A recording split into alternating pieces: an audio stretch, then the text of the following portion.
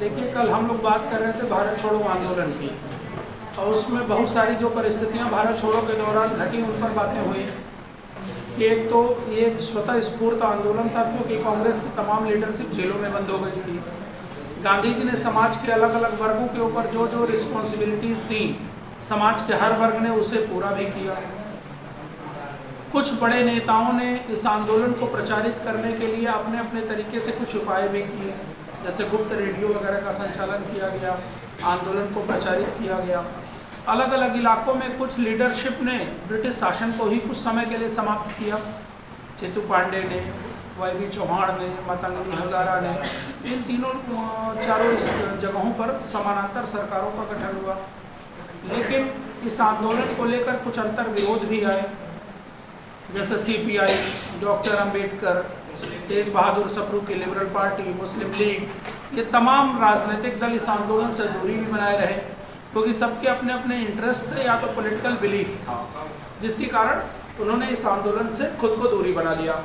लेकिन कल हम लोग एक विषय पर चर्चा कर रहे थे कि इस आंदोलन में राष्ट्रीय और अंतर्राष्ट्रीय दोनों कारण मौजूद हो गए आंदोलन की सफलता या समाप्ति के इशू पर। मामला यही था कि चूंकि वर्ल्ड वॉर तो चल ही रहा था और पूरी दुनिया दो भागों में बंटकर ये वर्ल्ड वॉर लड़ रही थी, धुरी राष्ट्र और मित्र राष्ट्र। अमेरिका की भूमिका इस वर्ल्ड वॉर में शुरू में न्यूट्रल थी, यानी कि अमेरिका ने ऑफिशियली कभी भी इस वर्ल्ड वॉर में शामिल होने की कोई अनाउंसमेंट नहीं किया था। अमेरिका खुलकर सामने नहीं था। अमेरिका ये कहने की स्थिति में कभी नहीं रहता था कि वो किसके पक्ष में है, यानी कि वो एक तरह से इनडायरेक्टली इस वॉर में शामिल तो था, लेकिन वो खुलकर अपने आधिकारिक तौर पर ये स्वीकार नहीं कर रहा था कि वो किसकी तरफ से है। तो इस चीज़ को लेकर धुरी राष्ट्र अमेरिका पर थोड़ा हमलावर थे। धुरी राष्ट्रों का ये कहना था कि अगर अमेरिका वर्ल्ड वॉर में शामिल नहीं है तो वो मित्र राष्ट्रों को सैनिक और आर्थिक सहायता क्यों दे रहा है। तो इस मुद्दे पर जर्मनी और जापान अमेरिका से थोड़ा सा डिसएग्री थे, नाराजगी में थे, और जापानियों ने अमेरिका के एक नौसैनिक अड्डे पर अचानक से हमला कर दिया। उस नौसैनिक अड्डे का नाम था पर्ल हार्बर। इस पर एक मूवी बनी है हॉलीवुड में, कभी देखिएगा। इसी टाइटल पर एक मूवी है पर्ल हार्बर।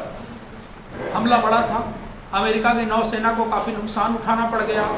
तो इस हमले के बाद अमेरिका भी प्रत्यक्ष तौर पर वर्ल्ड वॉर में शामिल हो गया, और पूरी दुनिया में न्यूक्लियर टेक्नोलॉजी का जो इशू था वो खाली उस ज़माने में अमेरिका ने डेवलप किया था, और कमोबेश दुनिया को ये मालूम भी नहीं था कि अमेरिका ने परमाणु बम की क्षमता हासिल कर लिया।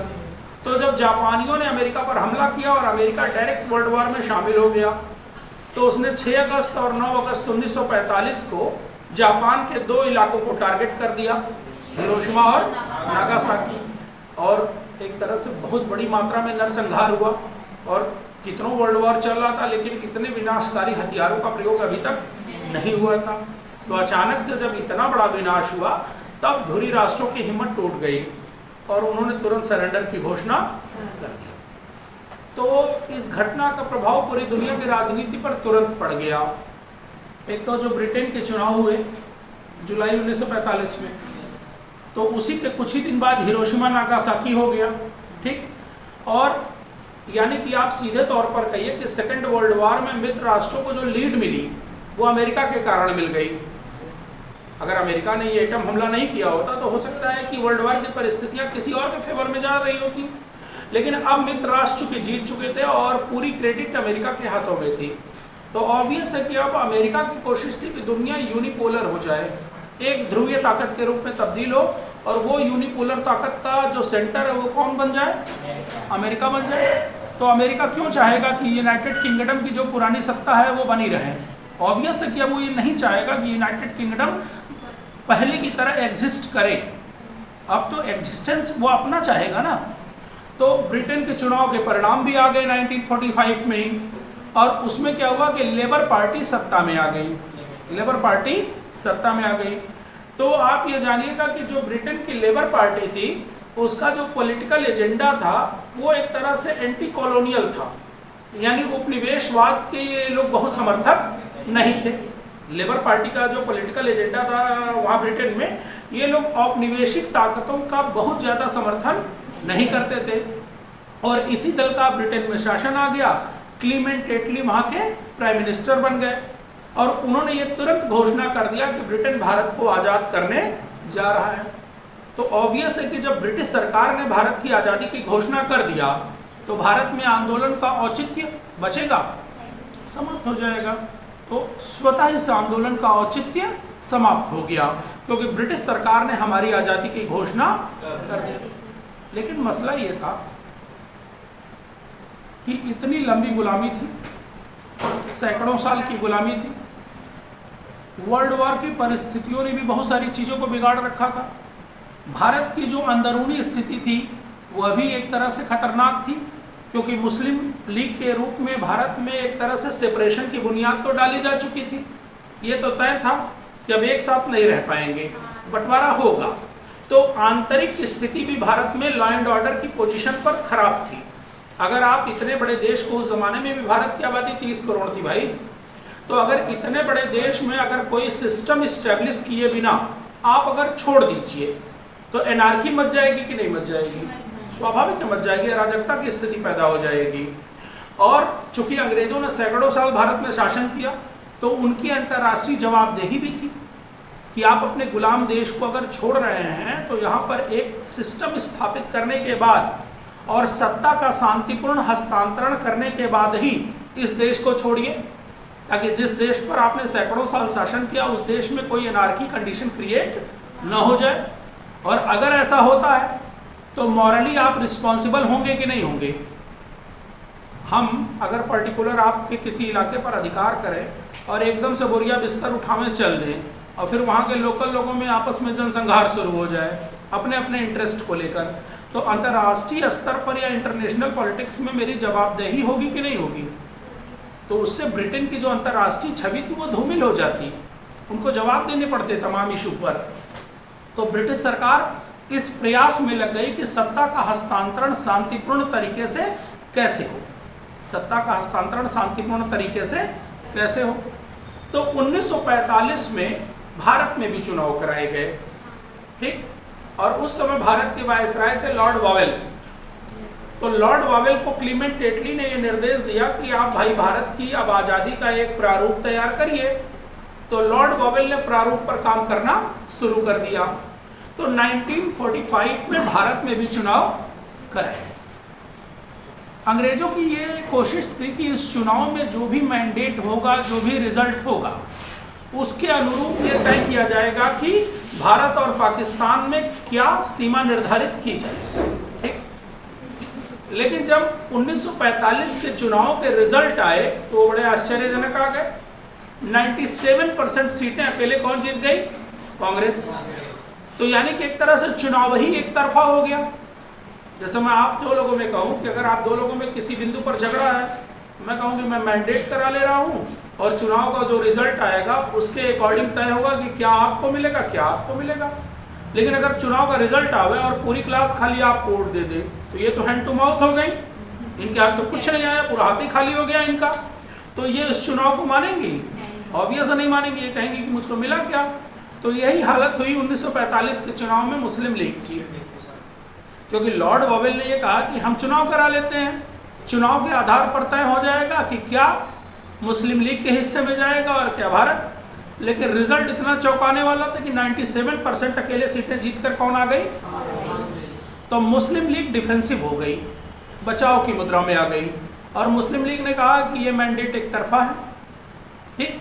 और अगर इस चुनाव के आधार पर यह डिसाइड हो गया कि हमें क्या मिलेगा तो हमें कुछ नहीं मिलेगा। फिर अगर ये चुनाव ये निर्धारित करे कि मुस्लिम लीग को क्या मिलेगा तो हमें तो फिर कुछ नहीं मिलेगा, हम तो खाली हाथ हो गए। तो अंग्रेजों ने बीच बचाव का रास्ता निकाला और लॉर्ड वावेल के आदेश पर या अनुरोध पर शिमला बैठक हुई। शिमला बैठक में कांग्रेस, मुस्लिम लीग सारे लोग गए। तो इस बैठक में कांग्रेस के नेता थे अबुल कलाम आज़ाद और मुस्लिम लीग की तरफ से गए मोहम्मद अली जिन्ना। तो लॉर्ड वावेल ने एक प्रपोजल दिया, दोनों पक्षों को एक प्रस्ताव दिया जिसको इतिहास में कहा गया वावेल प्लान, वावेल योजना। वावेल प्लान में कुछ बातें कही गई, जैसे कहा गया कि वायसराय की जो कार्यपालिका होगी वो अस्थायी भारत सरकार के रूप में काम करेगी और वायसराय का पद छोड़कर सारे पद भारतीयों को दे दिए जाएंगे।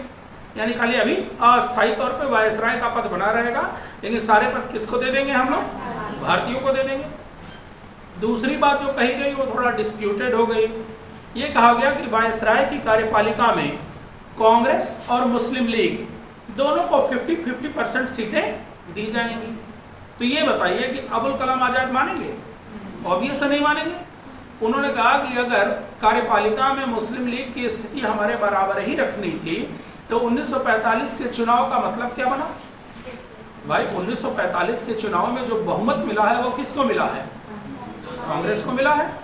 और वायसराय की कार्यपालिका में मुस्लिम लीग और कांग्रेस बराबर स्टेटस में आ जाएं तो फिर चुनाव की प्रासंगिकता क्या हुई? जब यही करना था तो चुनाव का क्या मतलब था? जब यही करना था तो आप कार्यपालिका बना लेते और कांग्रेस मुस्लिम लीग को बराबर बराबर बिठा लेते। चुनाव का तो कोई मतलब ही नहीं है। तो मुस्लिम लीग को कहीं ना कहीं अपने पॉलिटिकल एग्जिस्टेंस की चिंता होने लगी। उनको लगा कि अगर इस तरह रहेगा तो हो सकता है कि ब्रिटिश सरकार कांग्रेस के प्रेशर में आ जाए और हमारे राजनीतिक जो हित हैं वो खराब हो जाएंगे। तो मुस्लिम लीग ने अबुल कलाम आज़ाद पर थोड़ा सा मतलब एक तरह से आप कह सकते हैं ना, जैसे नहीं होता है कि जब आपका विवेक ना काम करे और आप तब जैसी बातें करें, वैसे ही जिन्ना साहब ने अबुल कलाम आज़ाद के विषय में किया। जिन्ना ने कहा कि पहली बात तो मुझे अबुल कलाम आज़ाद का नेतृत्व ही नहीं मंजूर है। तो सबने कहा क्यों?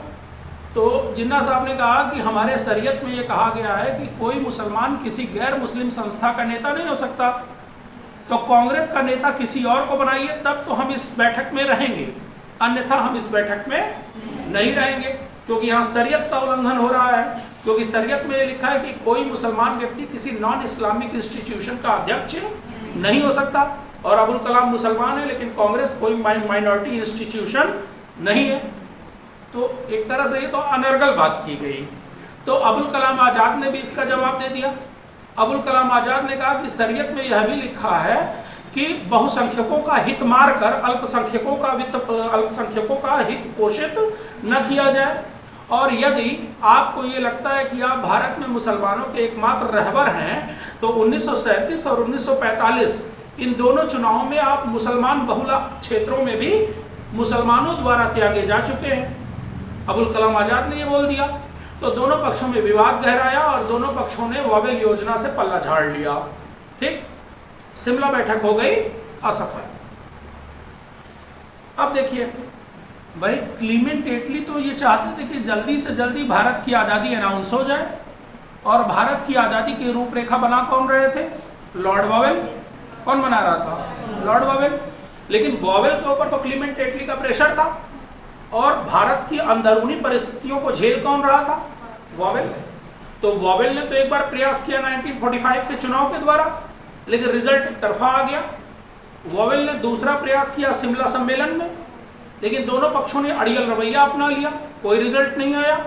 तो जब क्लीमेंट एटली ने वॉवेल से इस विषय में जवाब मांगा कि भाई कर क्या रहे हो, भारत की आज़ादी का आपने अभी तक कोई मसौदा बनाया या नहीं बनाया, तो वॉवेल ने अपना बोझ ब्रिटिश सरकार को दे दिया। वॉवेल ने कहा कि अपने स्तर पर भी आप प्रयास करिए, जो प्रयास यहाँ लोकल स्तर पर करना है वो तो मैं कर रहा हूँ, कोई हल निकल नहीं रहा है। 45 के चुनाव में मैंडेट एक तरफा गया। शिमला सम्मेलन में दोनों पक्षों ने अड़ियल रवैया अपनाया, कोई किसी को स्वीकार करने को तैयार नहीं है।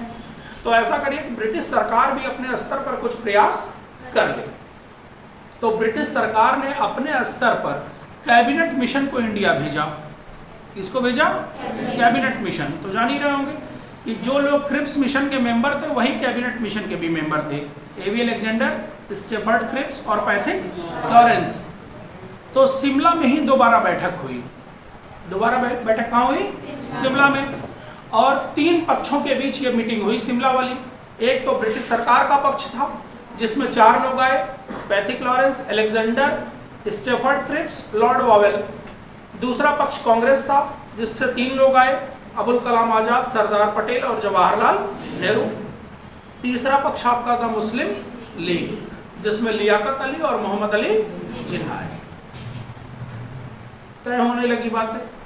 तो कैबिनेट मिशन ने एक तो संविधान निर्मात्री सभा के गठन का प्रपोजल दिया, दोनों पक्षों ने उसको मान लिया, ठीक है हो जाएगा गठन। कैबिनेट मिशन ने देशी रियासतों के विषय में थोड़ा सा डिस्प्यूटेड बात की। कैबिनेट मिशन ने कहा कि देशी रियासतें यदि चाहें तो अपना एक समूह बना ले, ऑर्गेनाइजेशन बना ले, और इस समूह की अपनी विधायिका और कार्यपालिका भी हो सकती है, और ये देशी रियासतों का समूह सामूहिकता के आधार पर अपने कानूनों को पारित कर सकता है। तो एक तरह से समूह विखंडन का सिद्धांत था ये। विडंबना ये थी कि भारत के टोटल भूगोल का लगभग 50% इन देशी रियासतों के पास था, लेकिन भारत की टोटल आबादी का खाली 1/4 इन देशी रियासतों के एरिया में रहता था। तो अगर देशी रियासतों को आप इतने अधिकार प्रदान कर दीजिए कि वो अपनी विधायिका बना लें, अपनी कार्यपालिका बना लें और सामूहिकता के सिद्धांत पर अपने सारे कानून भी लागू कर लें, तो स्वाभाविक है कि भारत का 50% क्षेत्रफल तो ये देशी रियासतें लेकर बैठ गई। फिर बचा भारत, उसमें भी एक हिस्सा काट कर आप पाकिस्तान कर दीजिए, तो भारत की जो जियोग्राफिकल बाउंड्री है वो तो बिल्कुल कोलैप्स होने की स्थिति में आ जाती, सिकुड़ जाती। तो कैबिनेट मिशन के प्रपोजल को कांग्रेस ने खुला विरोध किया। उन्होंने कहा कि हम मानेंगे ही नहीं। ठीक, कैबिनेट मिशन भी फेल हो गया, यानी कि अब ब्रिटिश सरकार का जो प्रयास था वह भी यहाँ बहुत सफल नहीं हो पाया। तो अब दोबारा से जिम्मेदारी किसके ऊपर आ गई? वॉवेल के ऊपर। दोबारा से जिम्मेदारी किसको हैंडओवर की गई? वॉवेल के ऊपर। बड़ी इंटरेस्टिंग स्टोरी मैं दोबारा दोहरा दूंगा, लेकिन इसको एक कहानी की तरह, कॉन्सेप्ट की तरह अपने दिमाग में रखिएगा। जब दोबारा जिम्मेदारी वॉवेल के ऊपर आई तो वॉवेल ने अब अगला रास्ता निकाला। वॉवेल ने कांग्रेस और मुस्लिम लीग दोनों पक्षों को बुलाया और कहा कि एक अंतरिम राष्ट्रीय सरकार का गठन कर लिया जाए, और यही अंतरिम राष्ट्रीय सरकार भारत के संविधान का निर्माण कर ले और उसके पश्चात सारी चीजें डिसाइड हो जाएंगी। ठीक, इस मसौदे को कांग्रेस और मुस्लिम लीग दोनों ने स्वीकार कर लिया कि ठीक है, अंतरिम राष्ट्रीय सरकार बनाएंगे और अपने अपने प्रतिनिधियों को उस सरकार में हम शामिल कर देंगे। लेकिन मजेदार बात यह थी कि स्वीकार करने के महज 10 दिन के भीतर में कांग्रेस विड्रॉ कर गई। कांग्रेस ने कहा कि हम अंतरिम सरकार नहीं बनाएंगे। तो मुस्लिम लीग की खुशी का ठिकाना नहीं रहा। मुस्लिम लीग ने लॉर्ड वॉवेल को लेटर भेजा कि यदि कांग्रेस अंतरिम सरकार नहीं बनाना चाहती है तो आप हमें इनवाइट करिए, हम बना लेंगे। ठीक, कांग्रेस जाती है बाहर तो जाए। तो लॉर्ड वॉवेल ने जवाब दिया कि यह संभव नहीं है, क्योंकि देश की 90% आबादी अभी भी कांग्रेस के ही पीछे खड़ी है और कांग्रेस के बिना सरकार का गठन नहीं होगा। तो मुस्लिम लीग ने भी अपना प्रस्ताव विड्रॉ कर लिया। अब जैसे ही मुस्लिम लीग ने अपना प्रस्ताव विड्रॉ किया, कांग्रेस ने पुनः प्रपोजल भेज दिया, क्या बुलाइए सरकार बनाएंगे। ठीक एक तरह से पॉलिटिकल बार्गेनिंग थी। और इस बार लॉर्ड वॉवेल इतना पजल्ड हो गए थे कि उन्होंने बिना मुस्लिम लीग को बुलाए सिंगल कांग्रेस को बुला लिया, क्या ये सरकार बनाइए। और जवाहरलाल के नेतृत्व में अंतरिम राष्ट्रीय सरकार बन गई। तो ये बताइए, मुस्लिम लीग ओवर नर्वस हो जाएगी कि नहीं हो जाएगी? अब तो अंतरिम सरकार से भी बाहर हो गए, तो अब तो पूरा राजनीतिक अस्तित्व न दांव पे लग गया। अभी तो एक टेम्परेरी गवर्नमेंट बन रही है, उसमें तो पूछा नहीं जा रहा है, और कल पाकिस्तान दिया जाएगा या नहीं दिया जाएगा यही प्रश्न चिन्ह हो गया। तो जिन्ना साहब ने दोबारा वॉवेल को लेटर भेजा कि यदि मुस्लिम लीग कांग्रेस के बिना सरकार नहीं बना सकती थी तो कांग्रेस ने मुस्लिम लीग के बिना सरकार कैसे बना लिया। तो वॉवेल ने भी उतना ही कड़ा जवाब दे दिया कि 1937 और 1945 के चुनाव में कांग्रेस को प्रामाणिकता मिली है, न कि मुस्लिम लीग।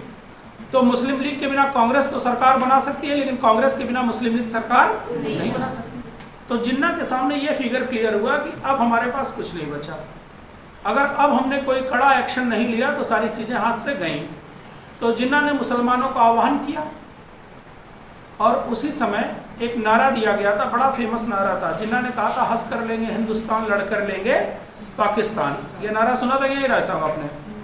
तो जिन्ना ने ये नारा मुसलमानों को दिया कि हंस कर लेंगे हिंदुस्तान, लड़ कर लेंगे पाकिस्तान, और एक तरह से हिंसक गतिविधियों के लिए प्रवोक किया गया मुसलमानों को। और डायरेक्ट एक्शन डे की घोषणा हुई, प्रत्यक्ष कार्यवाही दिवस जिसको आप कहते हैं। और जिन्ना ने साफ कर दिया कि अब बिना वॉर के आपको आपका अधिकार मिलने नहीं जा रहा। तो उसको इतिहास में नाम दिया गया डायरेक्ट एक्शन डे, प्रत्यक्ष कार्यवाही दिवस। और बांग्लादेश में एक जगह पड़ती है नोआखली, वहीं से सांप्रदायिक दंगों की पूरी शुरुआत हुई। और पूरे नॉर्थ इंडिया में हिंदू मुसलमान दंगे शुरू हुए, लाखों लोग उस दंगे में मार दिए गए। ब्रिटिश सरकार भी बिल्कुल नर्वस हो गई, इतने बड़े पैमाने पर दंगे शुरू हुए। गांधी जी ने अपील भी किया कि दंगा रोकने के लिए कुछ कार्रवाई करिए, लेकिन अंग्रेजों ने कहा कि अब तो हम पैकअप में हैं, अब कहाँ। लेकिन जितना प्रयास कर सकते थे किए। गांधी जी ने कांग्रेस वर्किंग कमेटी से आग्रह किया कि हम लोग दंगाग्रस्त इलाकों में जाएं, लोगों को समझाएं, लेकिन किसी की हिम्मत होगी। जहाँ लाखों लोगों की लाश गिर रही हो, हजारों लोग रोज़ मर रहे हो, वहाँ कौन जाएगा। लेकिन इसीलिए कहा जाता है कि गांधी से बड़ा मास लीडर अभी तक इंडियन पॉलिटिक्स में तो कोई नहीं हुआ, ना आगे उम्मीद है। खान अब्दुल गफ्फार खान अकेले व्यक्ति थे जो गांधी के साथ जाने पर राजी हुए थे, और ये दोनों नेता नोआखली के पूरे दंगाग्रस्त इलाकों में घुस गए। और क्या व्यक्तित्व था गांधी जी का कि पूरी दंगाइयों ने, चाहे वो मुसलमान हो चाहे हिंदू हो, उन्होंने हथियार डाल दिया गांधी की एंट्री करते ही। तब जाकर कांग्रेस वर्किंग कमेटी, ये सरदार पटेल, जवाहरलाल, इन लोगों की हिम्मत हुई कि वो भी पीछे पीछे नोआखली पहुँचे, वरना शुरू में कोई जाने होने के लिए तैयार नहीं था। तो उसी समय माउंटबेटन ने गांधी जी को वन मैन बाउंड्री कहा था। इतने दंगाग्रस्त इलाके में जहाँ हजारों लोगों की लाशें, डेड बॉडी सड़ रही हो और लोग बाका लेके दौड़ रहे हो हाथ में, वहाँ पर वो अकेले व्यक्ति, वो भी ओल्ड एज आदमी, घुस गया। और व्यक्तित्व, अगर आप लोग सोशियोलॉजी पढ़े हो तो सोशियोलॉजी में एक टॉपिक आता है करिश्माई व्यक्तित्व, अगर पढ़ा हो आप लोगों ने। तो ये कहा ही जाता है कि हर समाज में अलग अलग टाइम में कुछ ऐसे व्यक्तित्व पैदा होते हैं जो करिश्माई होते हैं, और वो अपनी किसी भी अदा से, चाहे वो अपनी पॉलिटिकल अदा से, चाहे किसी भी अदा से, जनता को अपने पक्ष में करने में सफल हो जाते हैं। और दुनिया में तमाम ऐसे करिश्माई व्यक्तित्व के लोग पैदा हुए। अरस्तु हो गए, सुकरात हो गए, महात्मा बुद्ध टाइप के लोग, कबीर जैसे लोग, जिनमें करिश्मेटिक व्यक्तित्व था, गांधी जी, ठीक है ना। तो तमाम ऐसे लोग रहे। तो ये सारा इतिहास एक तरह से स्टोरी के रूप में क्लियर रहेगा दिमाग में ना, लिखा जाए। कहाँ तक थी?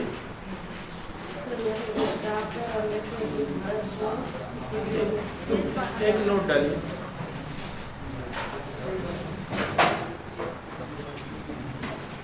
एक नोट डालिए, नोट में शुरू करिए, पहला पढ़ लिखिए। विश्व युद्ध के दौरान अमेरिका की भूमिका तटस्थ थी। विश्व युद्ध के दौरान अमेरिका की भूमिका तटस्थ थी। विश्व युद्ध के दौरान अमेरिका की भूमिका तटस्थ थी। तटस्थ मतलब न्यूट्रल, किधर भी नहीं। विश्व युद्ध के दौरान अमेरिका की भूमिका तटस्थ थी, परंतु अमेरिका मित्र राष्ट्रों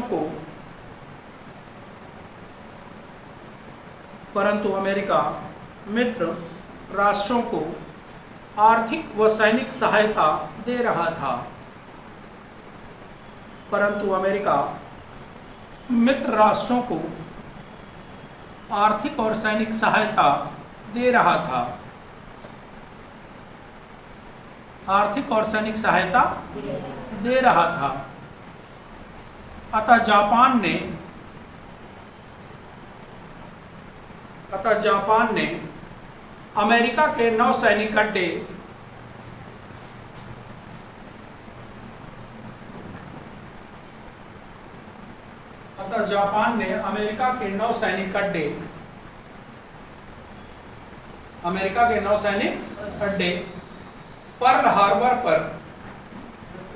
पर्ल हार्बर पिक्चर है, इसी नाम से देखिएगा कभी।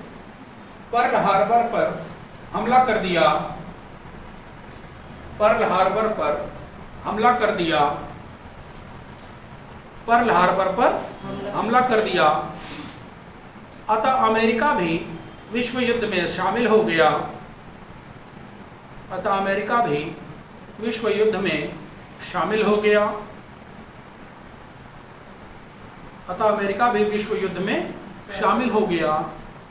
और जापान के हिरोशिमा तथा नागासाकी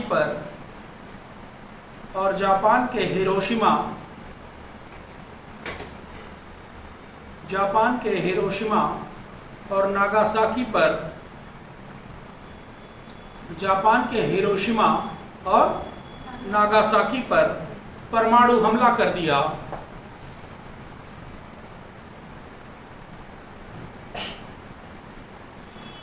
जापान के हिरोशिमा और नागासाकी पर परमाणु हमला कर दिया। अतः धुरी राष्ट्रों ने समर्पण कर दिया। अतः धुरी राष्ट्रों ने समर्पण कर दिया। अतः धुरी राष्ट्रों ने समर्पण कर दिया। ठीक, अगला पॉइंट है 1945 में ब्रिटेन में चुनाव हुए। 1945 में ब्रिटेन में चुनाव हुए।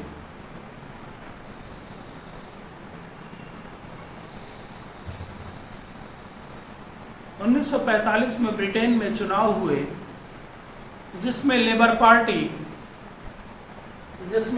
पार्टी सत्ता में आ गई।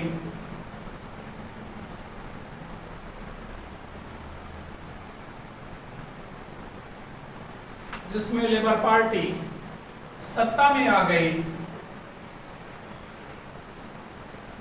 लेबर पार्टी सत्ता में आ गई और क्लीमेंट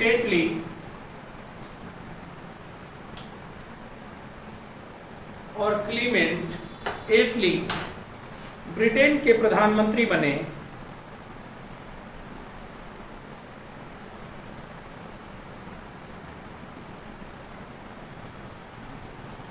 क्लीमेंट एटली ब्रिटेन के प्रधानमंत्री बने जिन्होंने भारतीय स्वतंत्रता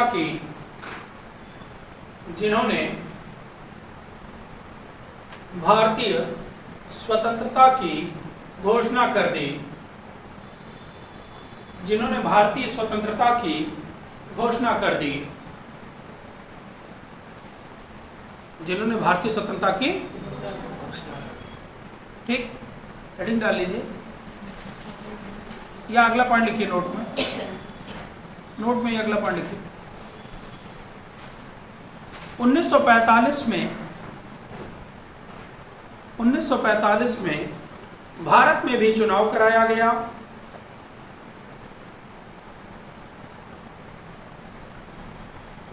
भारत में भी चुनाव कराया गया जिसमें 97% सीटें कांग्रेस ने जीता।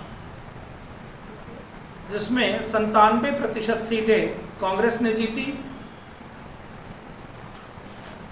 कांग्रेस ने जीता।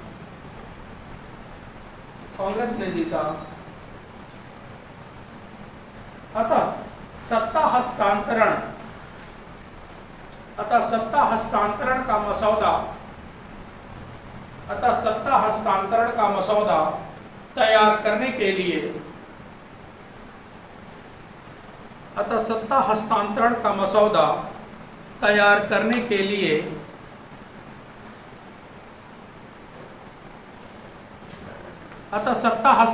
का मसौदा तैयार करने के लिए रुक गया।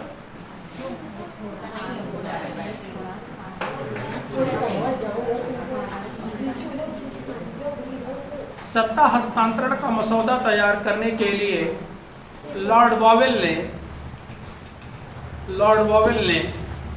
शिमला सम्मेलन का आयोजन किया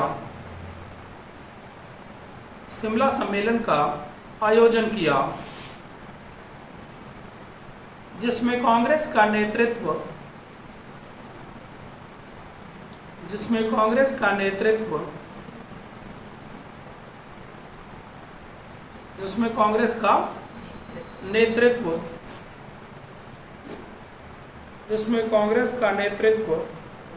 अबुल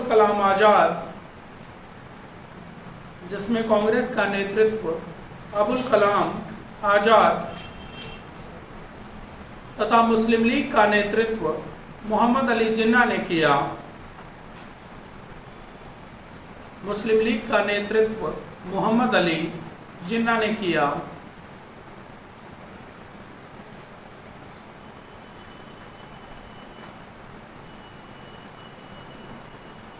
मुस्लिम लीग का नेतृत्व मोहम्मद अली जिन्ना ने किया। मोहम्मद अली जिन्ना ने किया। नेक्स्ट, वॉवेल ने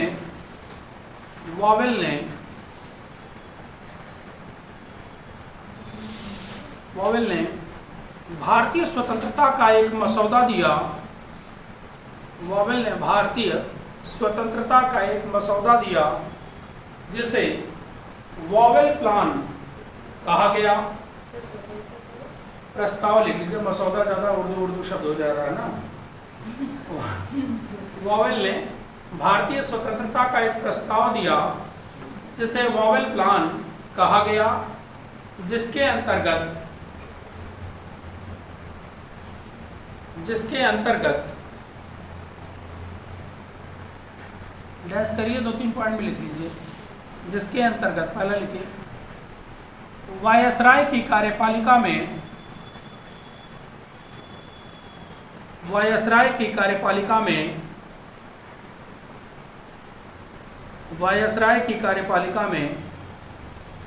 वायसराय का पद छोड़कर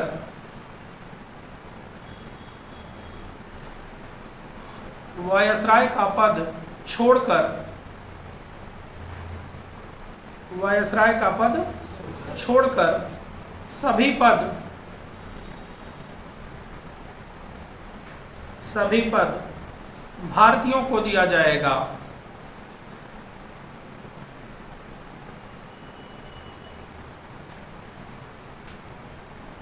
सभी पद भारतीयों को दिया जाएगा। अगला लिखिए, वायसराय की कार्यपालिका में कांग्रेस तथा मुस्लिम लीग को वायसराय की कार्यपालिका में कांग्रेस और मुस्लिम लीग को 50-50% सीटें दी जाएंगी। वायसराय की कार्यपालिका में कांग्रेस तथा मुस्लिम लीग को 50-50% सीटें दी जाएंगी। परंतु अबुल कलाम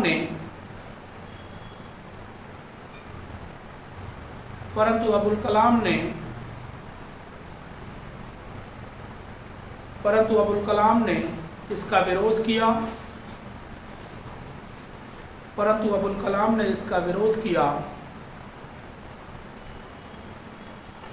अतः जिन्ना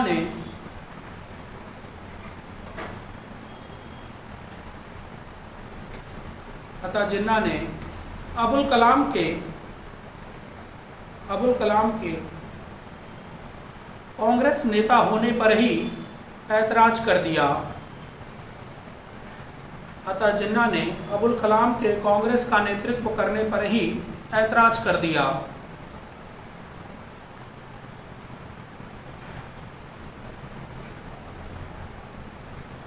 एक स्टेटमेंट लिखिए जिन्ना का, जिन्ना लिखे डैश करके एक स्टेटमेंट लिखिए। जिन्ना डैश करके एक स्टेटमेंट लिखिए। बोलूं, शरीयत इस बात की अनुमति नहीं देता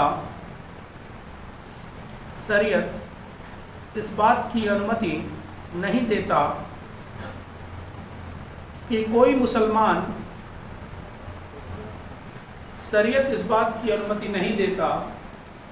मुसलमान किसी गैर मुस्लिम संस्था का नेतृत्व करे। शरीयत इस बात की अनुमति नहीं देता कि कोई मुसलमान किसी गैर मुस्लिम संस्था का नेतृत्व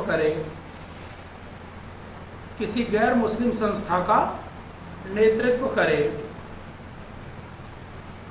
अतः हमें अबुल कलाम आज़ाद स्वीकार नहीं है। अतः हमें अबुल कलाम आज़ाद स्वीकार नहीं है।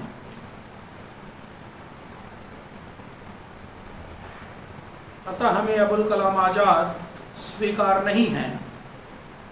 अतः हमें अबुल कलाम आज़ाद स्वीकार नहीं है। अगला स्टेटमेंट लिखिए, अबुल कलाम आज़ाद।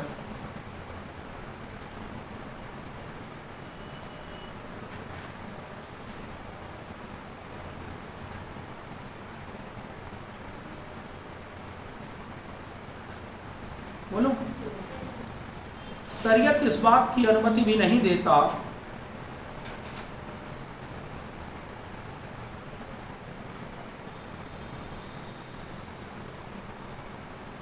शरीयत इस बात की अनुमति भी नहीं देता कि बहुसंख्यकों का हित समाप्त कर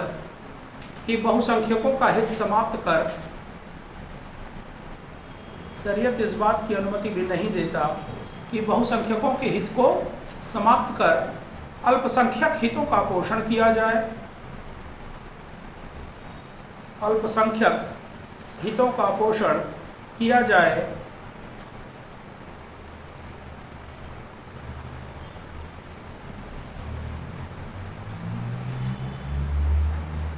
अल्पसंख्यक हितों का पोषण किया जाए तथा यदि आप मुसलमानों के रहबर हैं,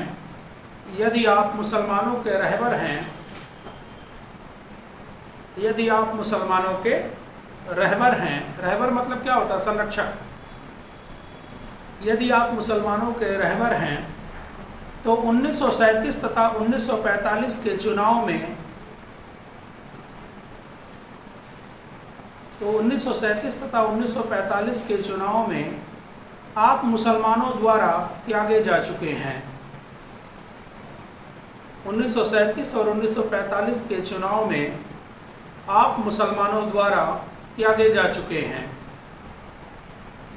1937 और 1945 के चुनाव में आप मुसलमानों द्वारा त्यागे जा चुके हैं।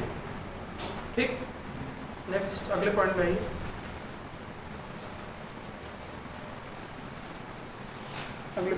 शिमला सम्मेलन की असफलता के बाद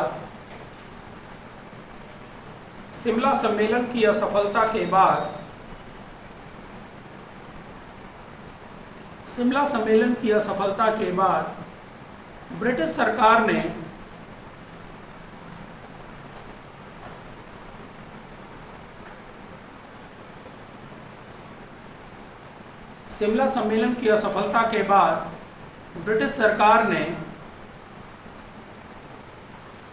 कैबिनेट मिशन को भारत भेजा।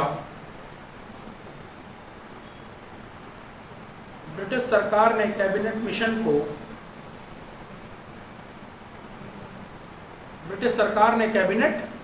मिशन को भारत भेजा। हेडिंग डाल लीजिए, कैबिनेट मिशन।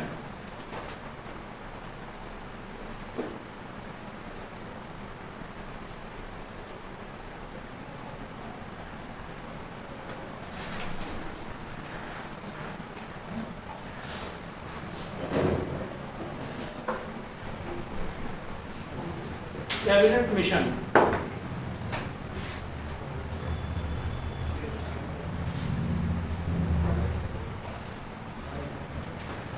तो कैबिनेट मिशन की बैठक भी कहाँ हुई है भैया? शिमला में हुई है। और इसमें 3 पक्षकारों की मीटिंग हुई। एक तो ब्रिटिश सरकार स्वयं शामिल थी और ब्रिटिश सरकार की तरफ से कौन कौन थे? पैथिक लॉरेंस,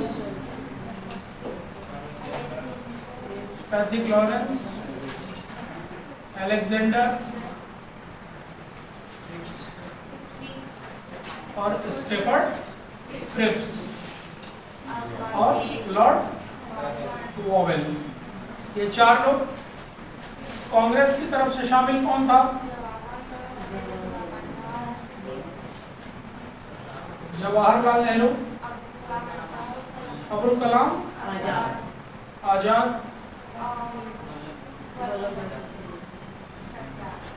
और सरदार पटेल।